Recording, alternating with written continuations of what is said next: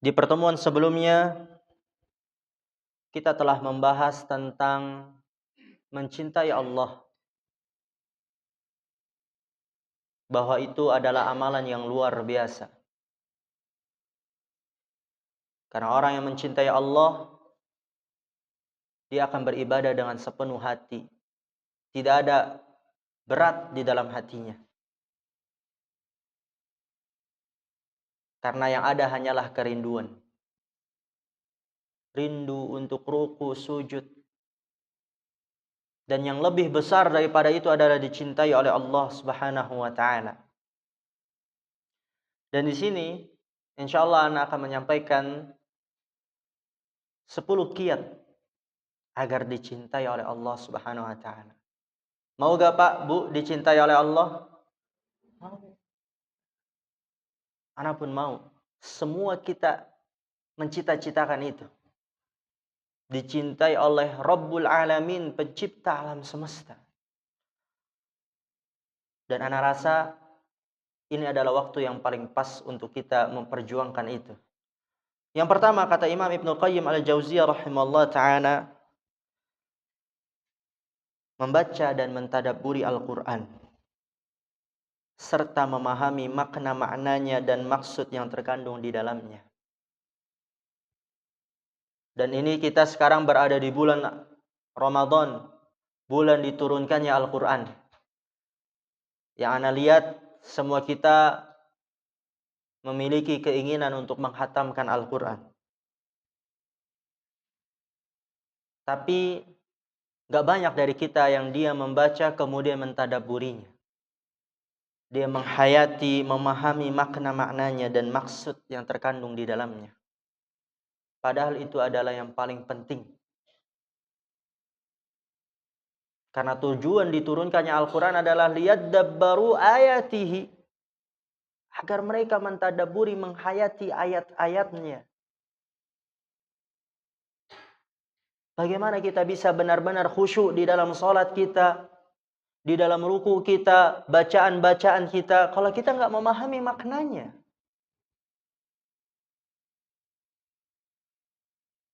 Kenapa kita merasa rela, ridho, bertahun-tahun membaca Al-Fatihah, surat-surat pendek tanpa mengetahui maknanya?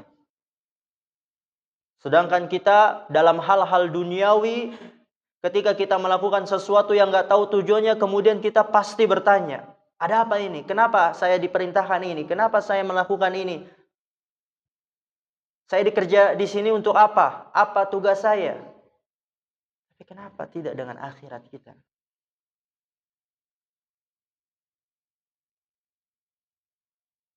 Kita lebih fokus, lebih tenang, lebih khusyuk membaca berita-berita yang viral di media sosial.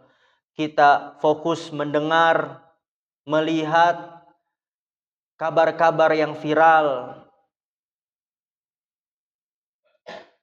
Tapi ketika kita membaca berita di dalam Al-Quran, firman Allah Subhanahu wa ta'ala, sedikit dari kita yang mau membaca dengan sebenar-benarnya. Dan yang kedua adalah menjalankan amalan-amalan sunnah. Sebagaimana firman Allah Ta'ala, Qul in kuntum tuhibbunallaha fattabi'uni. Katakanlah wahai Nabi Muhammad, jikalau kalian mengaku cinta kepada Allah, maka ikutilah aku. Apa yang bisa kita pahami? Bahwa jalan menuju Allah semuanya tertutup, Pak. Terkunci.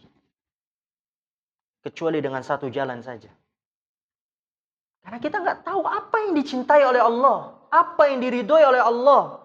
Hanya mengandalkan akal kita, kecerdasan kita, kita nggak akan tahu. Oleh karena itu Allah mengutus Rasulnya, mengabarkan itu semua. Maka ikutilah Nabi kita Muhammad SAW. Pelajari. Maka apa balasannya? Yuhibbukumullah, Allah akan mencintai kalian. Dan bukan hanya itu. Wa yaghfir lakum dunubakum, dan Allah akan mengampuni dosa-dosa kalian. Perjuangkanlah sunnah. Ketika ada teman kita, sanak kerabat kita yang sudah mulai mengenal dan mengamalkan sunnah, dukung, rangkul.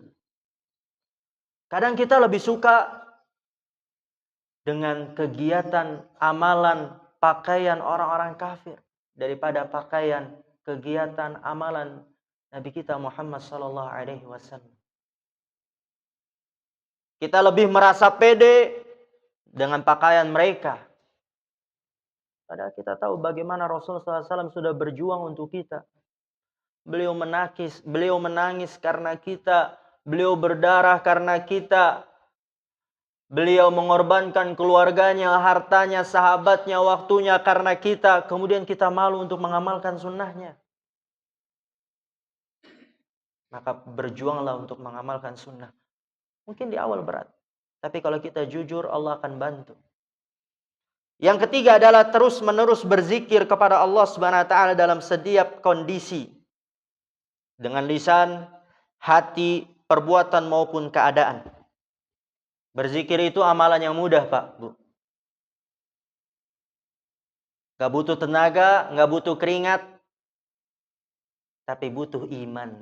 Karena yang menggerakkan itu iman. Kadang kita lihat ada orang yang bertubuh kekar, tapi dia gak mampu untuk berzikir. Gak mampu untuk berjalan menuju ke masjid Allah. Karena ternyata semuanya itu bukan tentang kekuatan. Tentang iman. Iman. Kekuatan iman.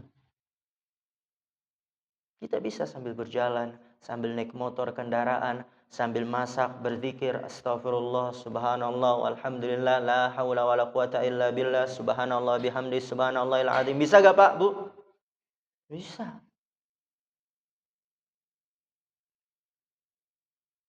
Semakin cinta berarti semakin banyak mengingat kepada yang dicintai. Berzikir kepada Allah Subhanahu wa taala. Keempat, mengutamakan apa-apa yang Allah cintai daripada apa yang kita cintai. Kita di waktu subuh lebih suka tidur lagi atau ke masjid, Pak? Bu, tidur lagi kan? Enak tuh. Tidur, apalagi turun hujan, gelap-gelap, udah disuruh bangunnya, enak tidur lagi.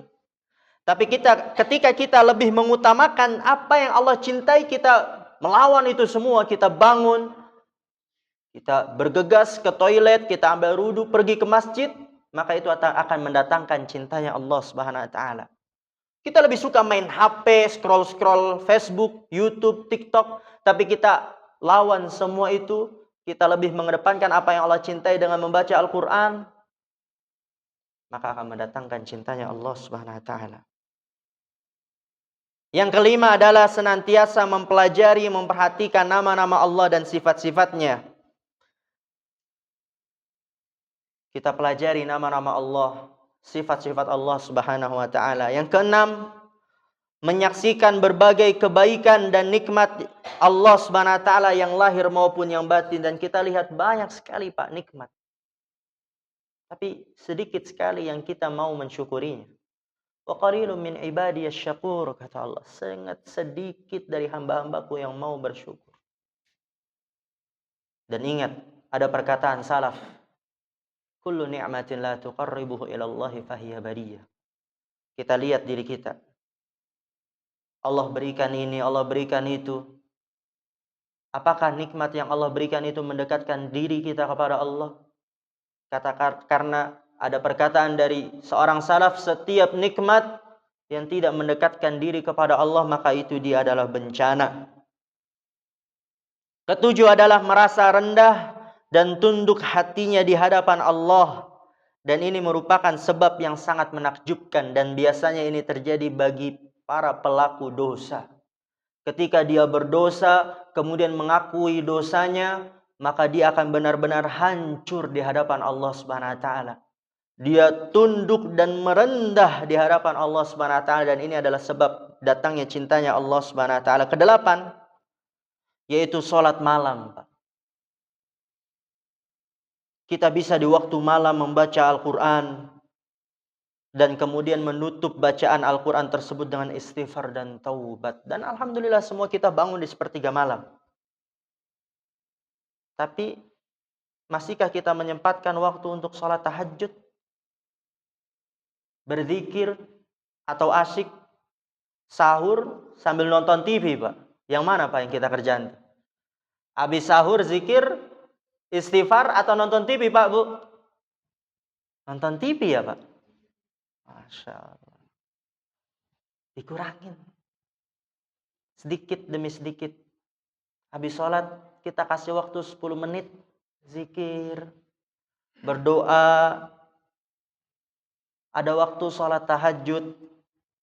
Setelah itu bolehlah. Sebagai hadiah kita sudah melakukan itu. Kita nonton TV.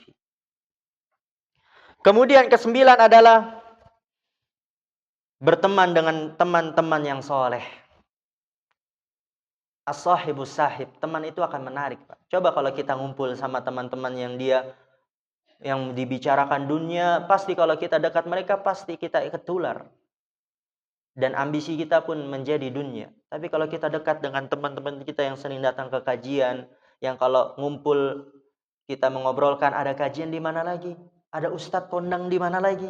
Jadwalnya kapan? Materinya apa? Kalau ada nanti di-share ya. Wah, subhanallah. Maka itu adalah sebab datangnya cintanya Allah Subhanahu wa taala. Dan ke-10 adalah menjauhi setiap sebab yang menjadi penghalang antara hati dengan Allah Subhanahu wa taala. Dan ini adalah 10 yang disampaikan oleh Imam Ibnul Qayyim Al-Jauziyah rahimahullah taala dalam kitabnya Madarijus Salikin. Semoga kita bisa mengamalkan itu semua, terutama di bulan Ramadan. Mungkin ini yang bisa kita sampaikan pada pertemuan malam hari ini. Kurang lebihnya mohon maaf. Akhirul kalam. Subhanakallahumma bihamdika asyhadu an la ilaha illa anta astaghfiruka wa atubu ilaik. Assalamualaikum warahmatullahi wabarakatuh.